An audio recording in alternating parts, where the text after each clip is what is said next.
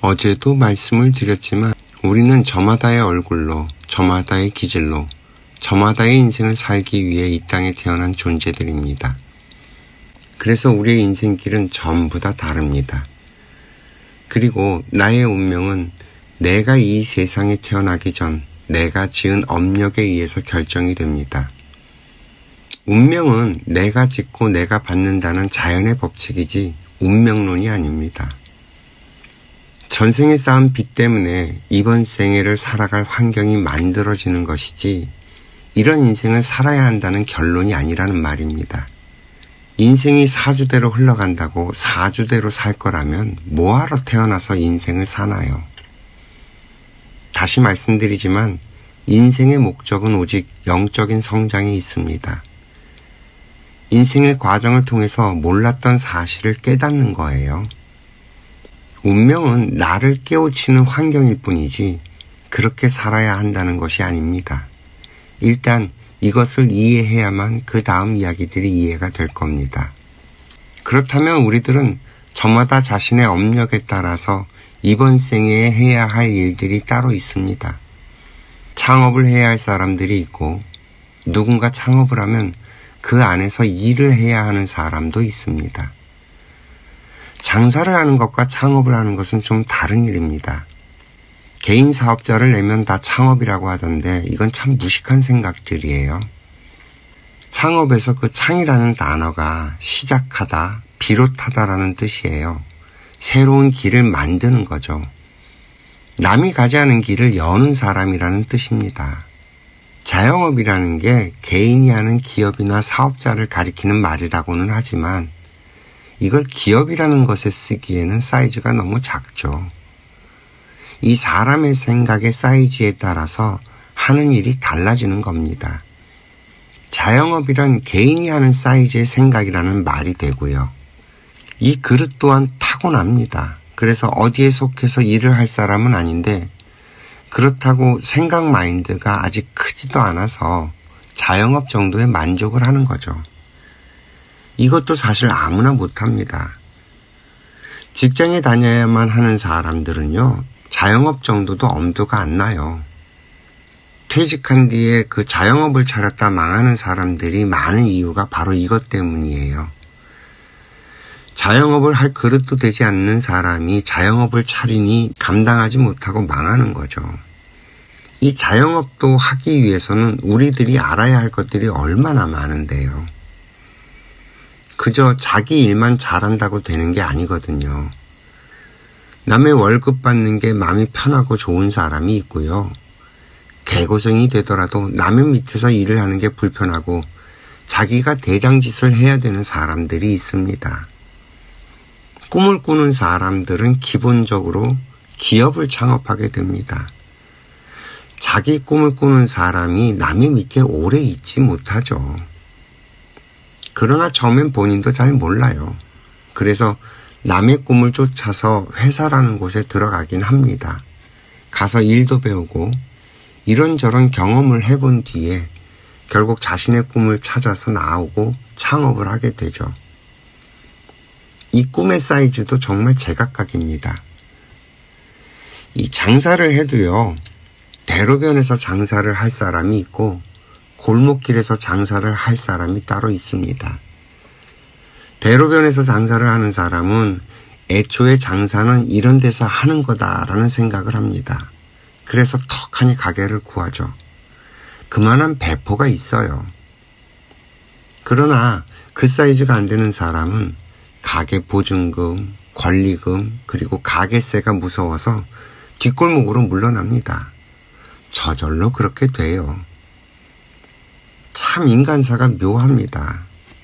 직장을 다녀도 마찬가지예요. 대기업에 떡하니 지원하는 사람이 있고요. 애초부터 중소기업에 지원하는 사람이 있습니다. 대기업에 합격하는 사람이 있고요. 중소기업에 합격하는 사람이 따로 있습니다. 각자 저마다 자신의 인생길이 있기 때문에 그 환경을 접해야 하도록 자연적으로 이끌어 갑니다. 서울에서 태어나서 살 사람과 지방에서 태어나서 살 사람이 따로 있다는 말이에요. 이건 지방을 폄하하는 이야기가 절대 아닙니다. 내가 전생에 닦은 업력에 의해 그것이 결정되는 것이니 불평불만할 것도 전혀 없고요. 모든 인간은 이런 법칙에 의해서 운영이 되는 거니까 모두가 공평합니다. 그 요즘 사람들이 자주 하는 말이 계층 간의 이동을 이야기하면서 평등과 불평등, 공정과 불공정을 이야기하던데 이 말은 맞기도 하고 틀리기도 합니다. 계층 간의 이동은 어떤 계층과 어떤 이동이냐를 꼼꼼히 따져봐야 해요. 돈이 부족해서 뒷골목으로 밀려났다고 생각하는 사람은 꿈이 없는 사람입니다. 그런 사람은 뒷골목에서 장사를 하는 게 맞아요. 장사를 하는 거잖아요. 돈을 벌기 위해서. 그러나 돈이 부족해도 꿈이 있는 사람은 설령 뒷골목에서 시작을 한다고 해도요. 불평불만이 없습니다. 거기에서 힘을 갖춰서 곧 대로변으로 나오게 되니까요. 애초에 대로변이 마음에 드는데 대로변에 갈 힘이 없어서 일단 일부 후퇴한 것뿐이거든요. 그러나 대로변에 갈 생각과 엄두가 나지 않는 사람은 뒷골목이 자기에게 맞는 거예요. 자기 생각의 사이즈에 따라서 인생을 사는 건데 거기 어디에 불평등과 불공정이 있나요? 중소기업에 가는 사람도 마찬가지입니다. 자기가 배울 것이 있고 성장의 기회로 여기는 사람은 중소기업에서 끝이 나지 않습니다. 대기업으로 스카웃이 되기도 하고요. 또 스스로 실력자가 되어서 회사가 품어줄 수준을 넘어서게 되면 결국 자리를 옮기게 됩니다. 저절로 이루어져요. 주머니 속의 송곳이라는 표현이 이럴 때 쓰는 겁니다. 아프리카에 태어난 사람이 성장할 수 있는 폭이 있고요. 미국에서 태어난 사람이 성장할 수 있는 폭이 있어요. 대한민국에선 대한민국에 태어난 사람이 성장할 수 있는 폭이 있는 것처럼 이 나라 안에서도 각자 자신들의 업력에 따라서 성장할 수 있는 폭은 정해져 있습니다. 다만 자신의 폭에서 최대치로 성장한 사람은 이미 자신의 빚을 다 갚아내고 만족스러운 삶을 살기 때문에 불평불만이 없습니다. 만약 당신이 여전히 불평불만이 있다면 자신이 성장할 수 있는 최대치의 폭에 도달하지 못했을 뿐이에요. 나의 욕망은 내가 할 수 있는 만큼 부리지 내가 할 수 없는 욕망을 부리는 인간은 이 세상에 없습니다. 이게 참 재미난 거예요. 우리는 만족이 없고 욕심이 끝이 없다고 그러죠. 전혀 그렇지 않아요. 이 욕심엔 한계도 있고 끝도 있습니다. 아직 우리가 거기까지 도달한 삶을 살아본 적이 없어서 그런 소리를 하는 것뿐입니다. 그 불교에서 이상한 논리를 만들어서 사람들에게 잘못 가르친 것이 있어요. 욕심을 부리지 말라고 가르치면 되나요? 욕심이 내가 안 부리고 싶다고 안 부려지는 게 아닌데 인간이 동물의 육신을 뒤집어 쓰고 태어나는 순간부터 이 동물의 에너지가 있어서 욕망에 이끌리게 되어 있는데 욕심을 부리지 말라뇨. 그게 되나요? 졸리면 자야 하고요. 배고프면 밥을 먹어야 하는데 그걸 하지 말라고 하니 세상에 그런 법이 어디 있습니까? 제발 배고프면 밥을 먹고 졸리면 잠을 자세요. 욕심이 나면 욕심을 부리면 됩니다. 욕심을 부리는 과정에서 어떤 일들이 벌어지고요. 그리고 또 어떤 환경을 만나게 되면서 내가 알아야 할 것들이 저절로 알아지게 됩니다. 그러면서 우리들은 영적인 성장을 하게 되는 것이고요. 그거 하라고 인간으로 태어나게 했는데 욕심을 버리라뇨. 이게 무슨 말방구도 아니고 이 세상에 나와 있는 모든 논리들 가운데 억지로 무엇을 해야 된다는 것들은 다 모순입니다. 이 자연은, 이 우주는 그런 식으로 운영하지 않습니다. 이 자연이라는 단어를 잘 보세요. 스스로 자자에 그럴 연자입니다. 스스로 그러한 것들이 자연이에요. 저절로 되는 거라는 말입니다. 이 자연엔 억지가 없어요.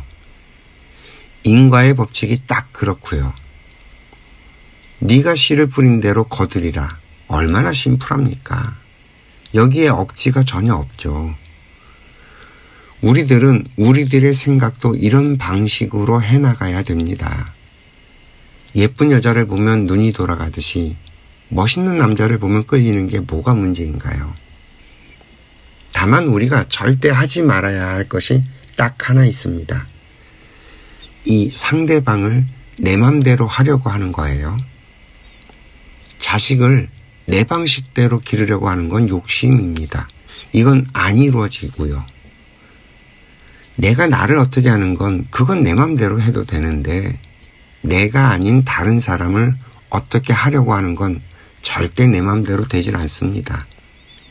왜냐고요? 저 사람은 저 사람의 인생을 살아야 하기 때문입니다. 내가 내 인생을 내 맘대로 살아야 하는 것처럼 내가 아닌 다른 사람들도 역시 자신의 의지대로 자신의 인생을 살아야만 합니다. 자식은 내 자식이 아니에요.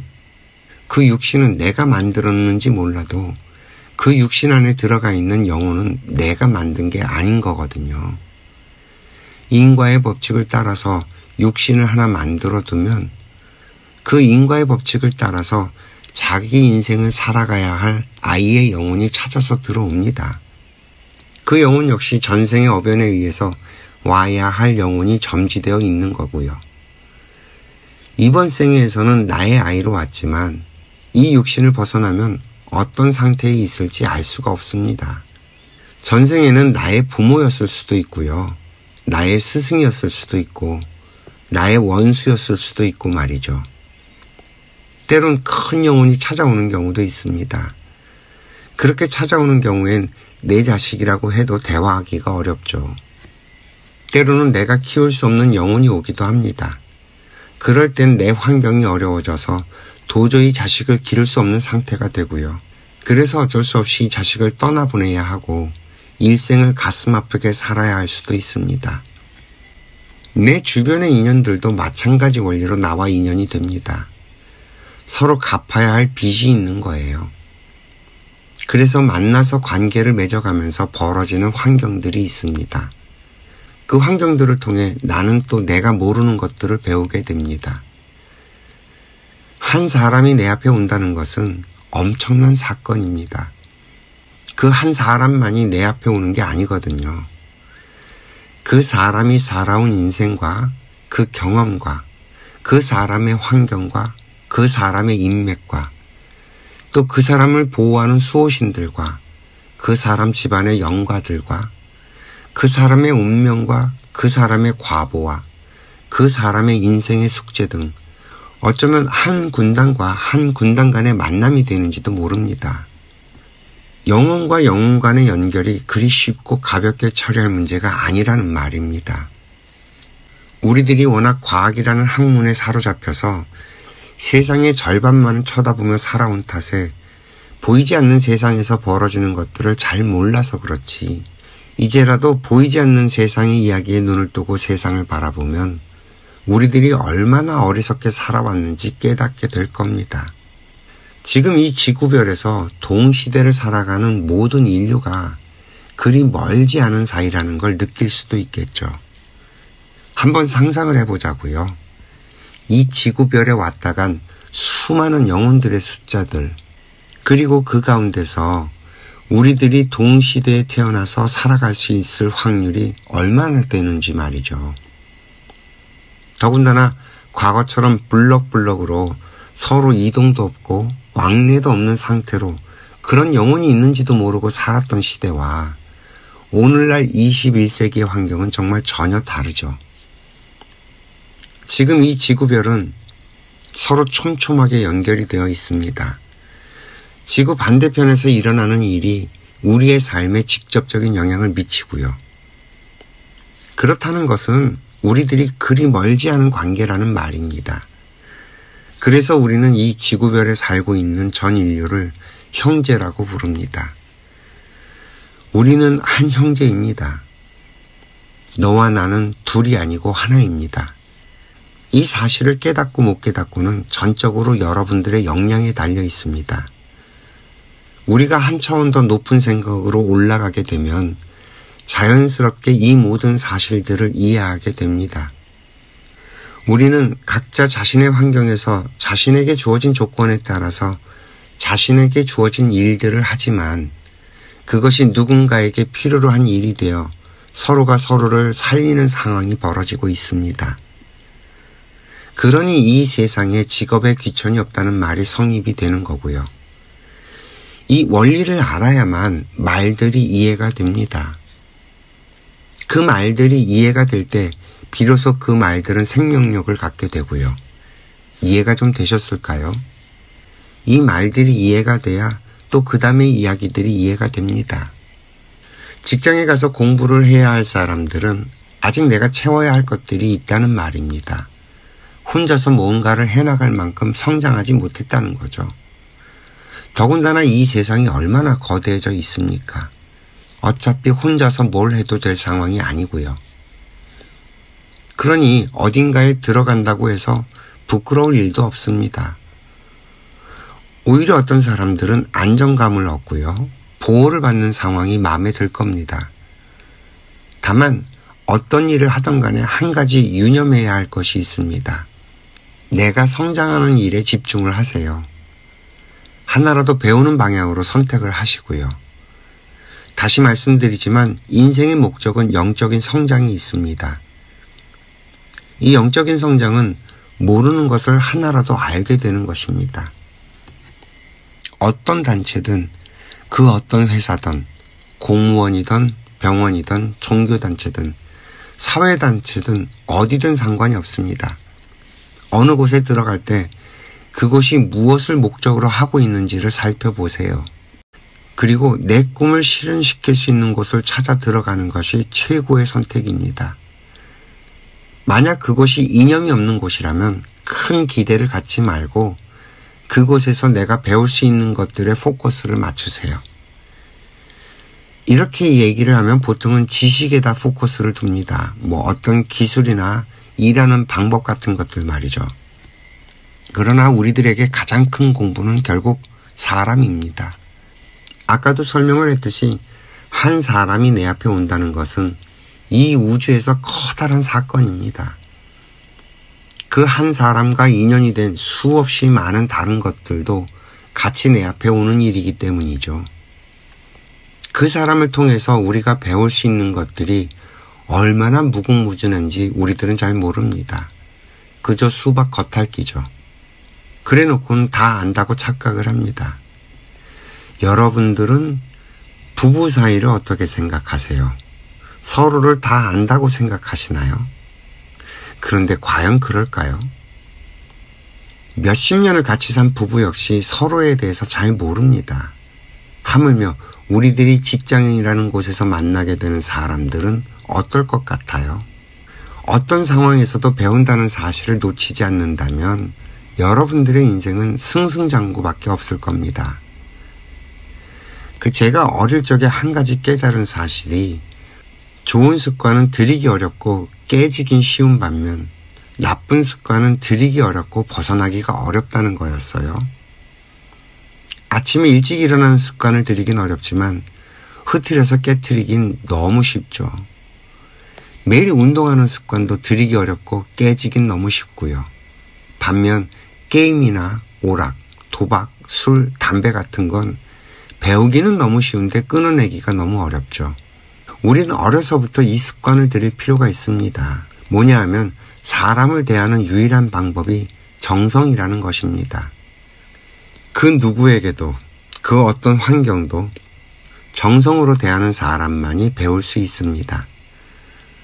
저희 인생학교 듣기훈련 100일 프로젝트는 그 정성을 몸에 안착시키는 과정입니다. 그래서 모든 여러분들의 참여를 권합니다. 이야기가 또 늘어지네요. 오늘 이야기는 여기까지 하겠습니다. 내일 또 이어서 이야기를 해보겠습니다. 시청해 주셔서 감사하고요. 행복하세요.